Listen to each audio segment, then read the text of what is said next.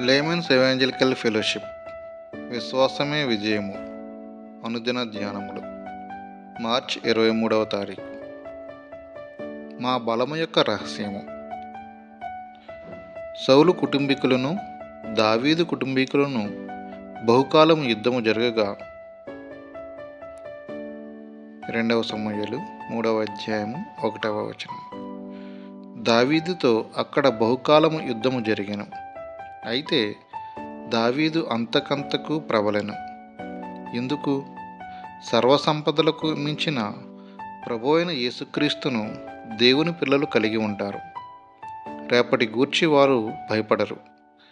ప్రతి చోట ప్రజలు రేపటిని గూర్చి భయపడుతూ ఉంటారు. సహోదరుడా, నీ ప్రణాళికలు ఏమిటి అని కొంతమంది వచ్చి నన్ను అడుగుతూ ఉంటారు.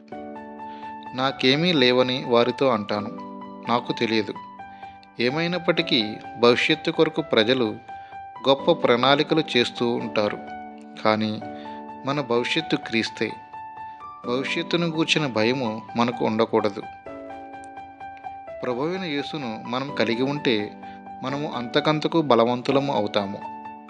ప్రతి విషయంలో దేవుని సలహా తీసుకోవడమే దావీదు యొక్క బలమును గూర్చిన రహస్యములలో ఒకటి. యెహోవా దగ్గరకు అతడు వెళ్ళి, ఈ యుద్ధము నేను చేయనా? నేనెలా వెళ్ళాలి అని అడుగుతూ ఉండేవాడు. ఇలా దావీదు కొనసాగుచు గొప్పగా ఎదుగుచూ ఉన్నాడు.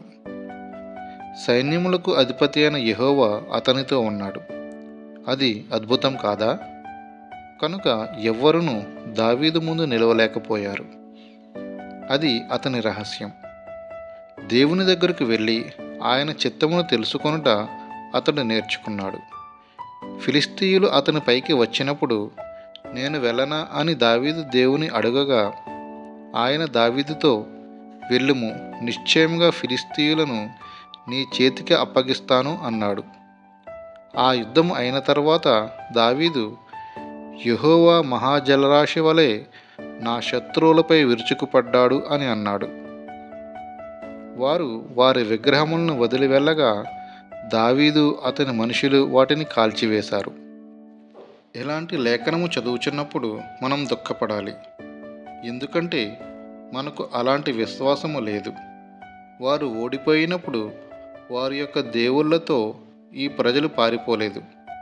వారు వాటిని పారవేశారు. మనము విజయాన్ని సాధిస్తున్నామా?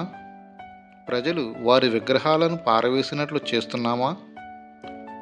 దేవుని హృదయానుసారమైన ప్రజలము అయితే మన బంధువులంతా వారి విగ్రహాలను పారవేస్తారు. నేడు మనము అనేక పోరాటాలు ఎదుర్కొంటున్నాము. దేవుడు దావీదుకి ఇచ్చిన విజయము సంపూర్ణ విజయము. ఒకానొక సమయంలో దావీదు కూడా పడిపోయాడు. అయితే సాతాను ఎక్కువ కాలం సంతోషించలేకపోయాడు. ఎందుకంటే దావీదు లోతుగా పశ్చాత్తాపపడినాడు మరియు తిరిగి దేవుని మార్గము నుండి ఎన్నడూ తొలగిపోలేదు. జాషువా డానియల్ గారు.